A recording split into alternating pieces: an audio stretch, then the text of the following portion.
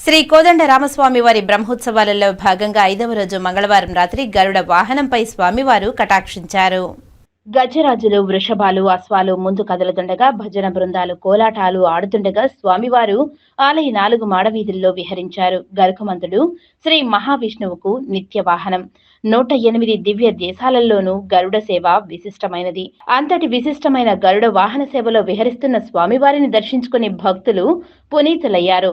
వాహన సేవలో తిరుమల పెద్దజీఆర్ స్వామి, చిన్నజీఆర్ స్వామి, జేఈఓ వీరబ్రహ్మం, ఆలయ డెప్యూటీ ఓ Nagaratnam, VGO Bali Reddy, AEO Parthasarathy, superintendent Somasekhar, Kankan Bhattar Seetharamacharyulu, temple ఇన్స్పెక్టర్లు చలపతి, సురేష్, విశేష సంఖ్యలో భక్తులు పాల్గొన్నారు.